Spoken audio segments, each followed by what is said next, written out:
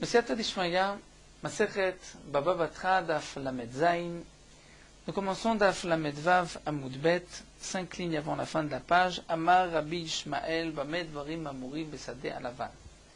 La Gemara nous renvoie sur la première Mishnah, notre Mishnah du début de Cheskat Abatim, concernant la Chazaka. Donc comme nous l'avons vu, au bout de 3 ans, je ne suis pas obligé de garder mon shtar, je ne suis pas obligé de garder la preuve de mon acquisition, puisque j'ai utilisé ce champ, cette maison pendant 3 années. C'est la preuve que je suis le propriétaire, sinon le premier propriétaire aurait dû s'opposer. Nous avons vu que ce principe de garder donc son shtar, c'est la svara des chachamim, qu'au bout de 3 ans on ne garde plus son shtar. Pour Rabbi Ishmael et Rabbi Akiva, le principe de chazaka, on l'apprenait, comme la Gemara l'avait dit, du shor amoua, du taureau qui avait encorné, où il y a un changement de statut.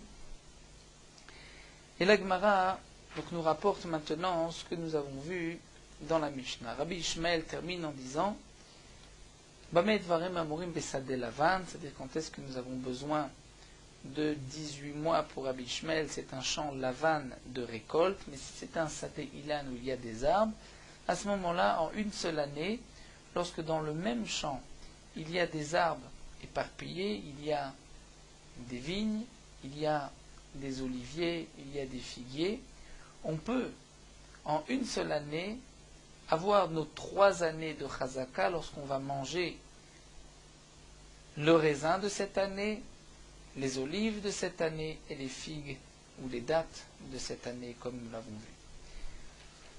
La Gemara poursuit, nous dit Amar Abaye. Abaye vient nous enseigner Mide Rabbi Ishmael Nishma le Rabbanan. C'est-à-dire de Rabbi Ishmael, de cette svara, de cette logique de Rabbi Ishmael, nous allons apprendre un chidouche, même pour les chachamim qui généralement exigent 3 années.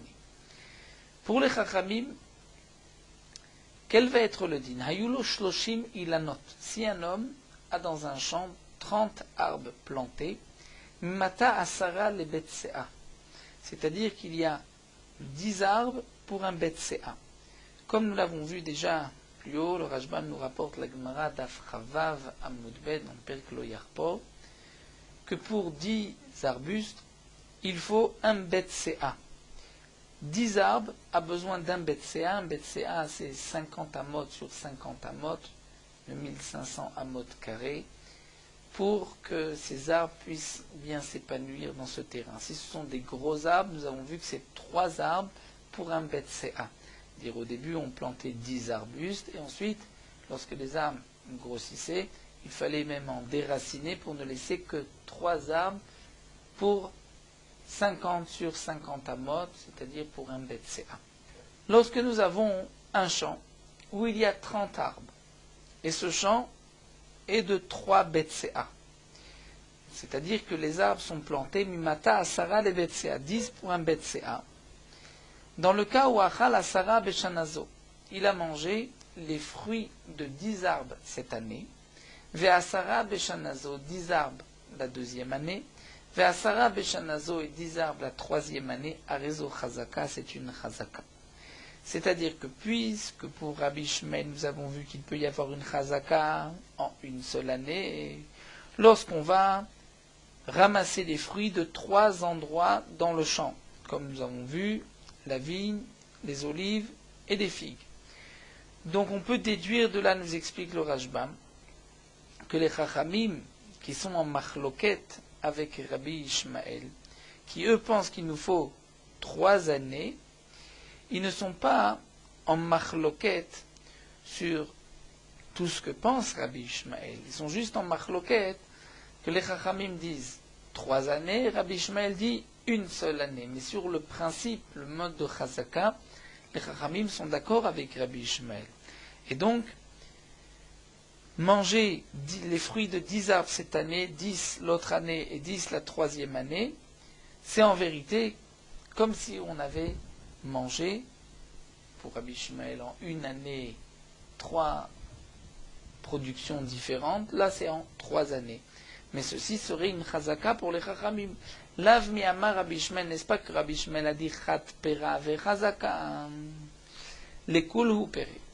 Lorsque je mange un fruit, c'est une chazaka pour tous les autres fruits, c'est-à-dire lorsqu'on va consommer les olives, c'est aussi une chazaka pour les vignes, c'est aussi une chazaka pour les figues. C'est comme s'il a été marzik dans les trois. Lorsqu'il va prendre le raisin, c'est comme s'il a été marzik aussi les olives et les figues. C'est pour cela que pour Rabbi Shmuel, nous explique le Rashbam, nous avons une chazaka en une seule année. Parce que lorsqu'il a pris le raisin, c'est comme si à ce moment-là, il a pris toute la production du champ. Donc de même, on dira à Haname, Havu chazaka leane, ve'ane avu chazaka leane. Haname, hane avu chazaka leane, ve'ane avu chazaka leane. Ici aussi, on dira que lorsque tu as mangé les fruits de ces 10 arbres la première année, c'est en vérité comme si tu avais mangé les fruits de tout le terrain. Lorsque tu as mangé les fruits des autres 10 arbres la deuxième année, c'est comme si tu avais mangé les fruits de tout le terrain. Mais à condition, bien sûr, nous dit la Gemara, v'animile, et radelo afiku. C'est lorsque la première année tu as mangé les fruits de 10 arbres, les autres arbres n'avaient pas donné cette année-là de fruits. La deuxième année, lorsque tu as mangé les fruits de l'autre arbre, les autres 10 arbres, les premiers et les autres 10 arbres n'ont pas donné de fruits, et ainsi de suite. C'est-à-dire chaque fois, chaque année, j'ai mangé les fruits qui se trouvaient dans ce terrain, mais malgré tout, la chazaka de ces arbres-là est valable pour les autres arbres. C'est comme si j'ai mangé les fruits de tous les arbres chaque année. Ça, c'est ce que je déduis de Rabbi Ishmael. Aval afiku velo achal. Mais dans le cas où tous les arbres ont sorti des fruits, mais il n'a mangé que 10 cette année, 10 l'autre et 10 la troisième année, là c'est sûr que l'oav et chazaka, ce n'est pas une chazaka. Pourquoi? Puisqu'il montre bien qu'il a peur de tout manger, parce qu'il ne veut pas que le propriétaire s'oppose, donc ce n'est pas une chazaka. Vehu, mais à condition des basés bazouzés. C'est-à-dire que la chazaka n'est valable que si les arbres sont éparpillés. C'est-à-dire il a mangé des arbres qui étaient éparpillés. Il y avait, on va dire, 3 arbres de chaque espèce dans chaque BCA. Et donc on pourra dire que lorsqu'il a mangé les fruits de 10 arbres, mais 10 arbres éparpillés, 3 ici, 3 là et 3 là, c'est comme s'il a été marzik la première année sur tout le champ. Mais lorsqu'il y a 10 arbres d'un côté, 10 arbres au milieu et 10 arbres d'un autre côté, on va dire à droite, à gauche et au milieu, nous avons 10 arbres, 10 arbres, 10 arbres, on considère que chaque terrain est en vérité un terrain à part. Chaque BCA a ses 10 arbres, et donc là c'est sûr qu'une chazaka n'est pas valable pour une autre. Donc ça c'est aussi ce qu'on voit des mots de Rabbi Ishmael, puisque pour Rabbi Ishmael, on parle d'un champ où le raisin, les olives et les figues étaient éparpillés dans le champ. Donc lorsqu'il a mangé la récolte, même si c'est la même année, mais il a pris tout le raisin, c'est comme s'il a pris tous les fruits que le terrain produisait. Et ensuite, lorsqu'il a mangé toutes les olives, c'est aussi tous les fruits de tous les arbres. C'est comme si en vérité ce terrain avait donné 3 fois par an des fruits. Donc pour les chachamim, on dira la même chose avec les arbres, lorsque les arbres sont éparpillés et qu'il a mangé. Donc chaque année, les fruits de 10 arbres, mais 10 arbres éparpillés, c'est une chazaka. Comment pouvons-nous avoir des arbres qui donnent tous les 3 ans des fruits? Le Rashbam nous dit qu'il s'agit de benot chouar, c'est une sorte d'arbre qui donne des fruits tous les 3 ans. Et donc on pourrait aussi avoir cette chazaka de cette manière. La Gemara continue, Zirzik beilanot vezirzik bekarka. Le Rashbam explique qu'il ne s'agit plus de chazaka comme nous l'avons vu jusqu'à présent. Tosfot n'est pas d'accord avec le Rashbam. Tosfot pense qu'il s'agit aussi d'un cas semblable à la chazaka que nous avons vu jusqu'à présent, puisque la Gemara continue au milieu de notre Pérec avec Zeirsik Beilanot, certainement qu'on parle de la même chazaka. Mais le Rashbam donne une autre explication que nous allons suivre. Le Rashbam lui considère que ce sont 2 acheteurs. L'un a acheté les arbres d'un champ et l'autre a acheté le champ lui-même. Ces deux personnes ont acheté en même temps du même propriétaire, on va dire Réhouven a vendu son champ à Shimon et les arbres de son champ à Lévi. L'un a fait une chazaka sur les arbres, c'est-à-dire qu'il est venu devenir propriétaire en s'occupant des arbres, en les taillant, et l'autre en creusant dans le sol. Bezir zik bekarka. Amar Rav Zvid nous dit Zekana ilanot ve zekana karka. L'un a acquis les arbres et l'autre a acquis le terrain. Et celui qui a acquis les arbres, c'est qu'il pourra manger les fruits de ces arbres, mais il n'a pas de terrain. C'est-à-dire que si ces arbres vont demain sécher, il ne pourra pas les enlever et planter d'autres arbres à la place. Il n'a pas droit à une parcelle de terrain. Il a juste un droit sur les arbres, tant que ces arbres-là sont vivants. Le Rashbam nous rapporte une Gemara que nous verrons Bezrat Hashem dans le Perek Amocher et Asfina.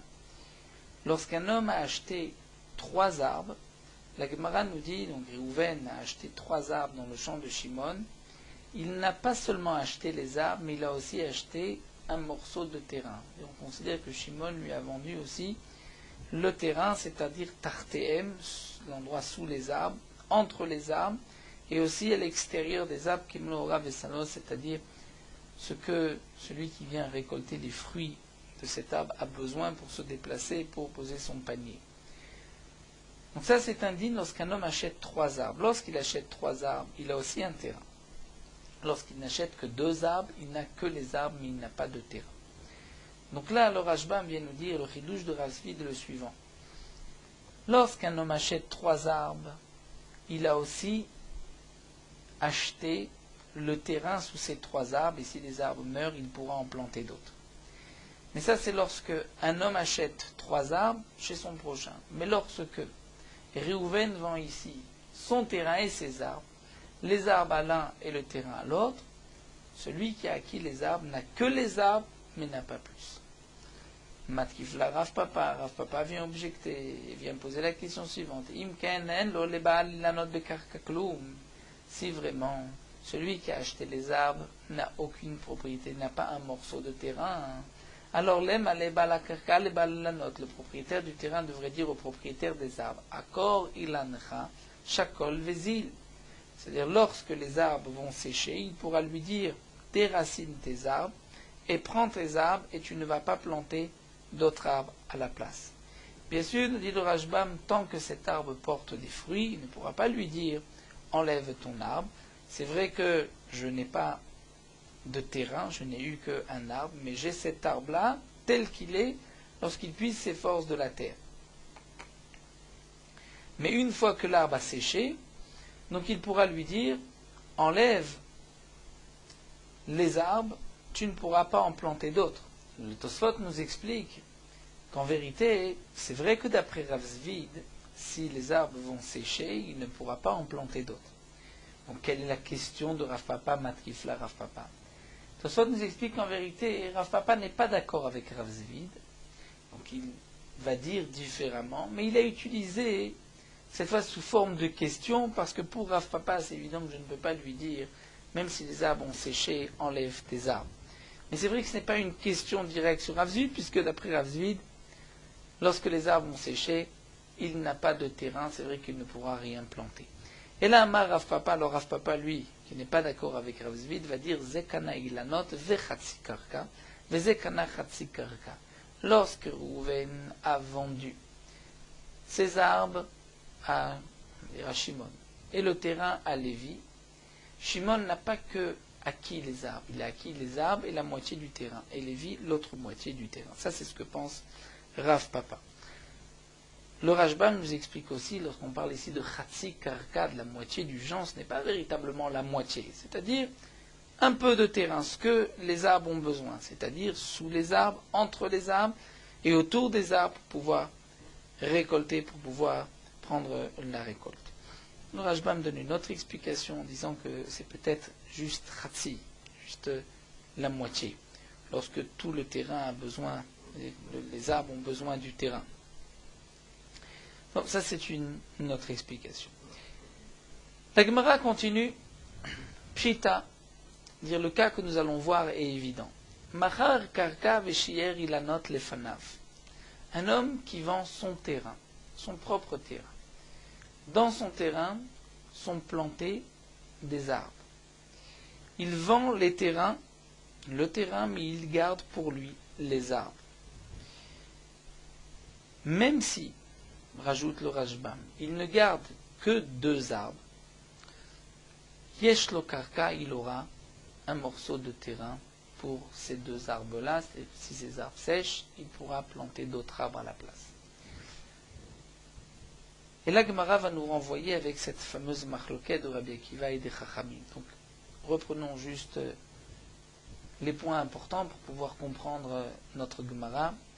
Lorsqu'un homme, nous avons vu, le Rashbam avait rapporté la Gemara d'Afpe Aleph dans Mocher et Asfina, lorsqu'un homme vend à son prochain 3 arbres, c'est comme s'il lui a dit, je te vends aussi le terrain sous ces arbres. Lorsqu'un homme vend 2 arbres, il ne vend pas le terrain sous ces arbres. Là, nous allons voir que si je vends le terrain et je garde pour moi les arbres qui m'appartenaient auparavant, là même si ce n'est que 2 arbres, c'est sûr que je me suis gardé un peu de terrain.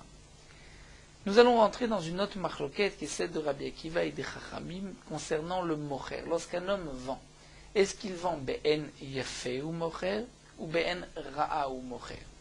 Le Rashbam encore nous rapporte 2 endroits, 2 gemarot dans Daf Samer Dalet, à Mocher et Abayit, dans le Perek à Mocher et Abayit. Lorsqu'un homme vend une maison ou lorsqu'un homme vend un champ, il vend sa maison, il vend un champ, il n'a pas vendu le puits qui se trouve dans la maison, dans la cour de la maison ou dans le champ. Ce sont 2 endroits où Rabbi Akiva dit, c'est sûr que tu n'as pas vendu le puits, mais est-ce que, on va dire Réhouven vend sa maison, il y a un puits, puisqu'il a marqué dans le shtar, je vends ma maison, donc il n'a pas vendu, nous dira la Mishnah, le puits qui se trouve dans la cour de la maison. Il vend son champ, il n'a pas vendu le puits, puisqu'il a dit le champ ou la maison. Donc le terrain, la cour, la maison a été vendue par Réhouven à Shimon. Réhouven reste propriétaire du puits. Mais comment Réhouven va se rendre à ce puits? Puisque maintenant, tous les alentours du puits appartiennent à Shimon qui a acheté la maison. Là, Rabbi Akiva viendra nous dire Tsarich likach derech. Réhouven, puisqu'il ne l'a pas précisé, doit acheter à Shimon un chemin qui le mènera à son puits. Donc Réhouven vend sa maison, vend son jardin. Il y a un puits dans le jardin, il ne l'a pas vendu à Shimon le puits. Mais malgré tout, Mocher be'en yafé, Mocher, il vend tout avec un bon, c'est-à-dire il est large, il vend tout, et il n'a même pas pensé à se garder un chemin pour son puits.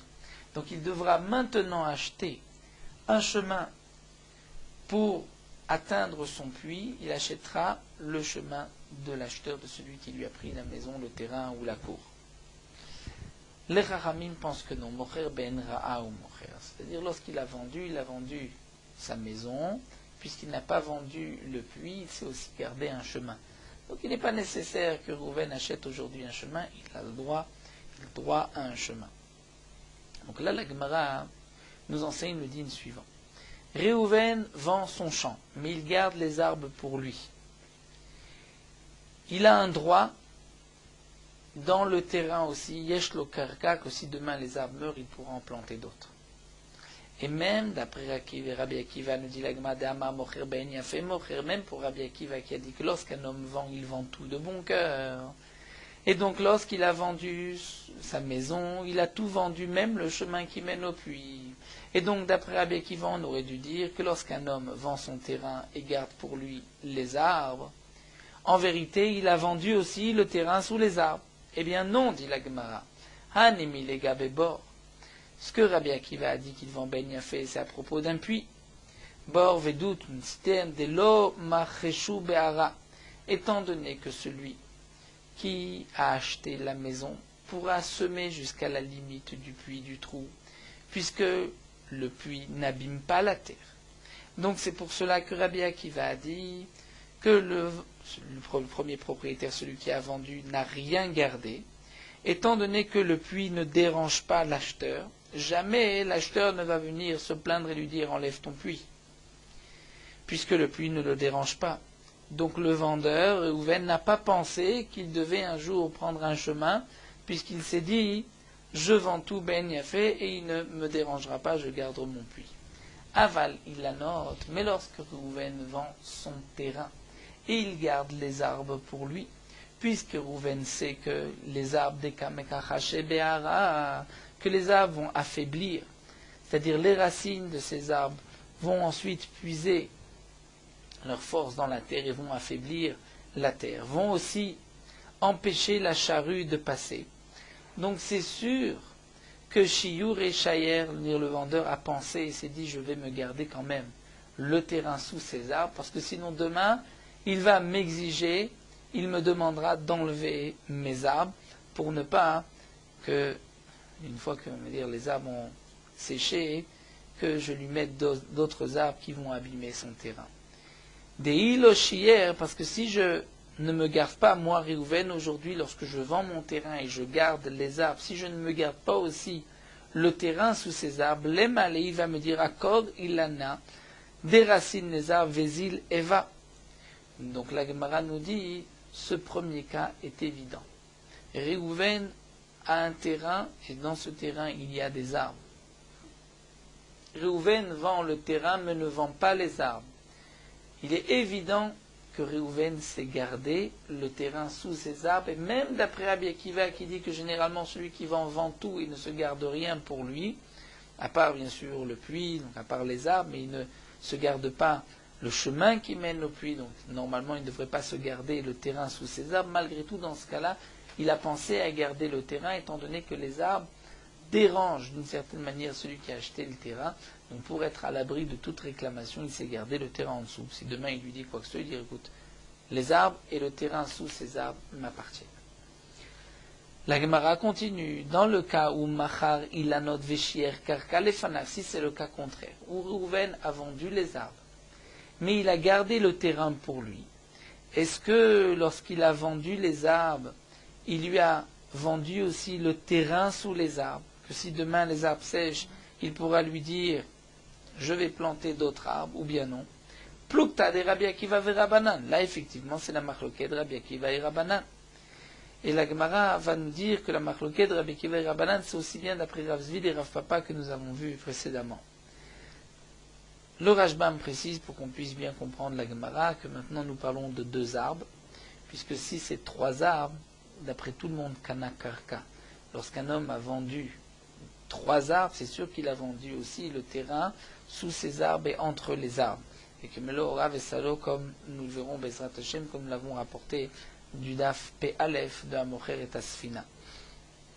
Mais ici, on parle du cas où il a vendu 2 arbres et il a gardé le terrain pour lui. Est-ce que Réhouven a vendu les 2 arbres et le terrain qui se trouvait sous ces 2 arbres ou pas? La plukta de Rabbi Akiva ve Rabbanan, c'est une marloquette Rabbi Akiva ve Rabbanan. Comment cela? Les Rabbi Akiva d'Amar Mocher Ben Yafé Mocher. Pour Rabbi Akiva qui a dit que lorsqu'un homme vend, il vend de bon cœur, il vend tout. Donc, on va dire que pour Rabbi Akiva, lorsqu'il a vendu les 2 arbres, il a vendu aussi à l'acheteur la possibilité de planter d'autres arbres par la suite. Donc, il a vendu un terrain. Donc, on va dire Itlé. L'acheteur a un terrain sous ses arbres. Mais les Rabbanan, pour les Chachamim, qui eux pensent que celui qui vend Benra, il vend le minimum, l'Etlé, il a vendu les arbres, mais il n'a pas vendu le terrain sous les arbres. Et la Gemara poursuit et explique. Les Rabbi Akiva Etlé, pour Rabbi Akiva, lorsque j'ai vendu 2 arbres, j'ai vendu aussi le terrain sous ces 2 arbres. Et la Gemara va nous rapporter la machloquette que nous avons vue auparavant entre Rav Zvid et Rav Papa. On se rappellera pour le cas de Réhouven qui a vendu ses arbres à Shimon et son terrain à Lévi. Est-ce que Shimon qui a acheté les arbres a aussi un terrain? C'était une machloquette entre Rav Zvid et Rav Papa. Pour Rav Zvid, Shimon n'a acheté que les arbres et pas le terrain. Pour Rav Papa, il a aussi une part de terrain. Alors la Gemara nous dira, d'après Rabbi Akiva, lorsque je vends 2 arbres et je garde pour moi le terrain, la même Rav Zvid sera d'accord que je lui ai vendu aussi un morceau de terrain. Pourquoi? Nous dit la Gemara, les Rabbi Akiva est les pour Rabbi Akiva qui dit que lorsque je vends be'en yafé, bon cœur. Donc je lui ai vendu 2 arbres et le terrain sous des 2 arbres.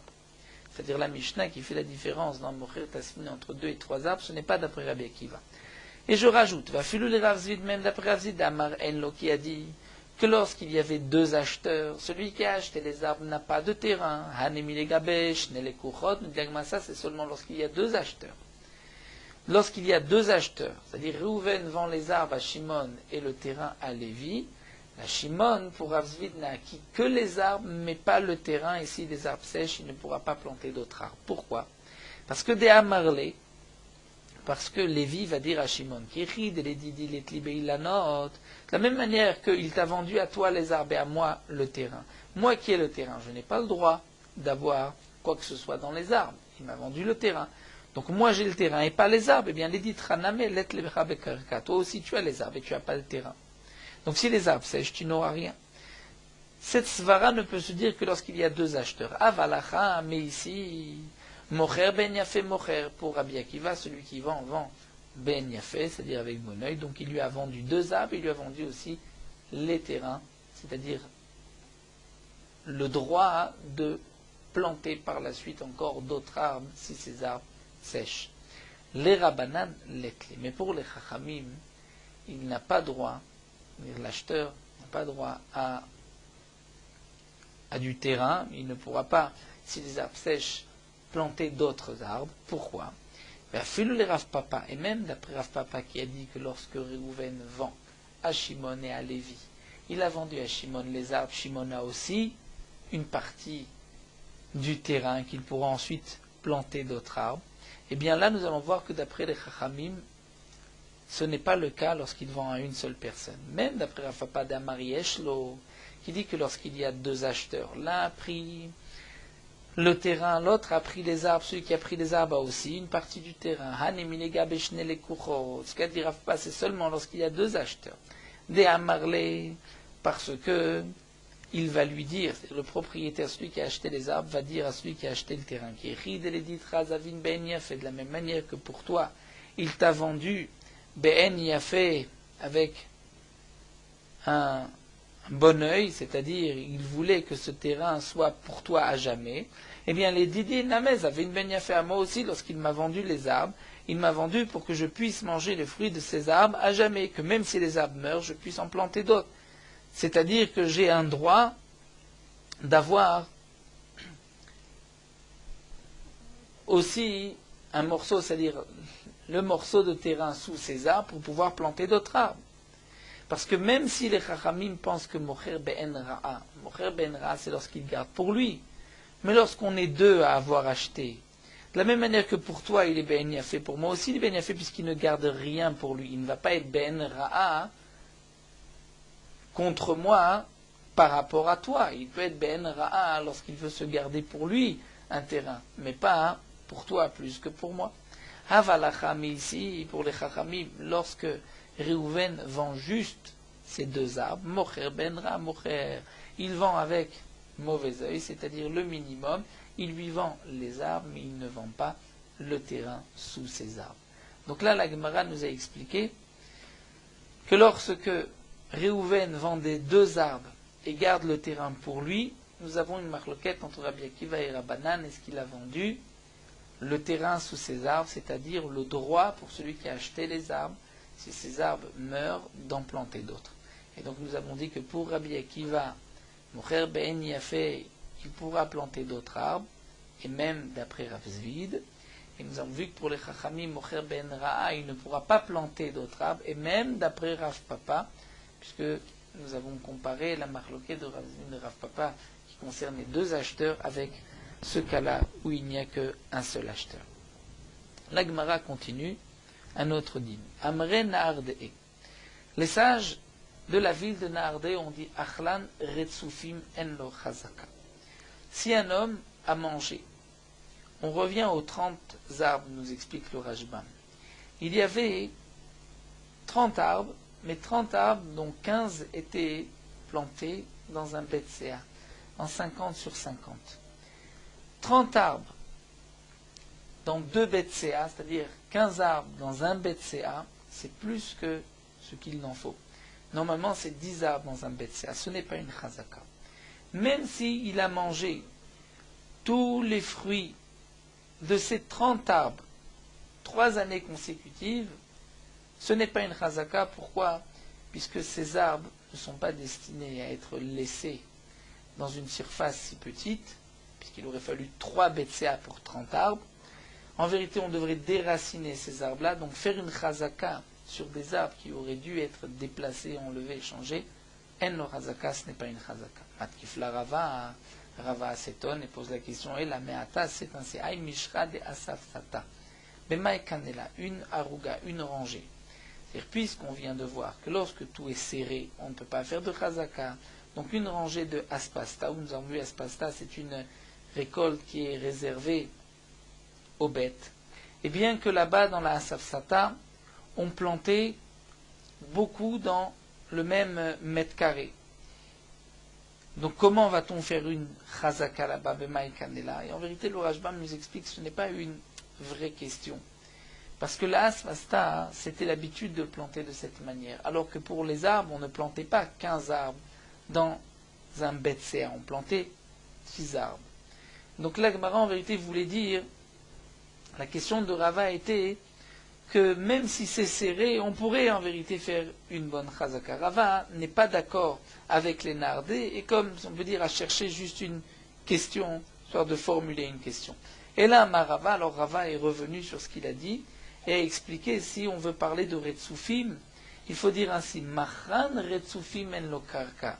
C'est-à-dire que si un homme a vendu des arbres, il a vendu plus que 10 arbres dans un BCA, là on ne dira pas le principe de celui qui achète 3 arbres a acquis aussi le terrain, parce que ça ce n'est pas un sadeilan, étant donné qu'on doit le déraciner. Donc l'explication de Achlan Retsufim Enan Chazaka, Loave Chazaka, nous explique le Rajmam, c'est lorsqu'on a planté beaucoup d'arbres d'un coup, puisque de toutes les manières on va par la suite en déraciner pour alléger, pour avoir un beau champ, donc ce n'est pas une Chazaka. Et là Rava est venu dire, mais pour la asfasta c'est aussi ainsi que on procède, on va planter beaucoup pour ensuite déraciner et enlever, on va dire, et arranger la haruga. Donc est-ce que tu diras aussi que ce n'est pas une chazaka? Donc c'est toujours une chazaka, puisque au début c'était la manière de planter. Et donc Rava va revenir sur ce qu'il a dit, il dit non, c'est machan resufim, c'est-à-dire lorsqu'on a vendu plus d'arbres que ce que normalement cette superficie peut contenir. Donc en lo karka, on ne rentre pas dans le guéder que nous avons vu auparavant, de 3 arbres pour un BCA, nous avons vu qu'il y avait un terrain en dessous là. C'est différent étant donné qu'on doit déraciner. Et la Gemara termine en nous rapportant Amar Abzera, une machloket ketanaï, c'est une machloket tanaïm. Lorsque nous avons beaucoup d'arbres, est-ce qu'on considère ceux qui sont en trop comme s'ils ne sont pas là? Kerem shuunatu al pachot marba amot. Un kerem, c'est des vignes qui sont plantées lorsqu'il y a moins de arba amot entre les rangées. Rabbi Shimon omer eno kerem. Rabbi Shimon dit ce n'est pas un kerem puisque tu vas être obligé de déraciner, d'enlever des vignes. Verachamim omrim arezo kerem. Les Chachamim disent non, c'est un kerem, puisqu'on roim et aemtsaim kilo enam. On regarde les vignes du milieu comme si elles ne sont pas là. Et donc par rapport au dinim, par exemple de kilaim, si on va semer du blé au milieu, lorsqu'on considère que ce n'est pas un kerem, il n'y a pas de kilaim, il n'y a pas de malkout. Si on considère que c'est un kerem, c'est une vigne est normalement de 5 vignes bien disposées, et donc là il y a un problème de kilaim. En tout cas, nous voyons ici cette machloket que d'après les chachamim, on considère que les vignes qui sont en trop, c'est comme si elles ont été, comme si elles ne sont pas là. Donc lorsqu'un homme va vendre un terrain, et dans ce terrain il y a plus d'arbres que ce que normalement le terrain peut contenir, eh bien, pour les chachamim, bien on tient compte que comme si ces arbres n'étaient pas là, et donc j'ai vendu 3 arbres dans un BCA ou 10 arbres dans un BCA, et il aura l'yesh lo karka. Pour Rabbi Shimon, il n'a pas de terrain, et donc ça c'est ce que la Gemara nous dit, c'est la machloket Tanaïm. Ce que nous a dit Rava, c'est une machloket Tanaïm. Ce qu'a dit Rava, qu'il n'y a pas de chazaka, c'est d'après Rabbi Shimon, qui considère, qui nous dit que tout ce qui a été planté est encore là. Alors que pour le Chachamim, on regarde ce qui a été planté en trop comme si ce n'était pas là, et donc on pourrait faire une chazaka. Voilà, nous allons nous arrêter ici à Amre Nardee. Nous poursuivons Merot Halakha Daf Lamed Zayin. Celui qui est mitztaer patur minasuka. Mitztaer, c'est-à-dire celui qui souffre, entre guillemets, d'être dans la souka. La raison de cette halakha, c'est que la Torah a obligé l'homme à s'installer dans la souka parce qu'il doit habiter teshvu ken tadoru dans la souka comme dans sa maison.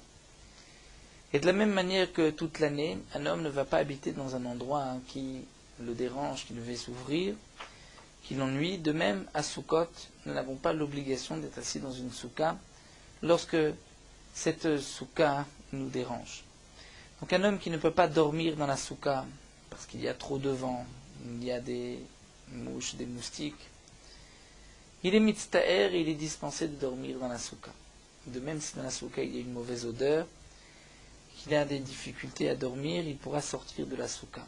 Celui qui est mitztaer est dispensé de la souka pas seulement au moment où il dort, mais même au moment où il mange, et il pourra manger en dehors de la souka. Lorsque ce qui dérange un homme dans la souka, c'est seulement au moment où il dort, mais au moment où il mange, il n'est pas dérangé, il devra manger dans la souka, mais pour dormir dans la souka, il sera dispensé. Inversement, si un homme est mitztaer, il ne peut pas manger dans la souka, mais pour dormir, il n'a pas de problème de dormir, il aura l'obligation de dormir dans la souka, et manger, il pourra manger chez lui.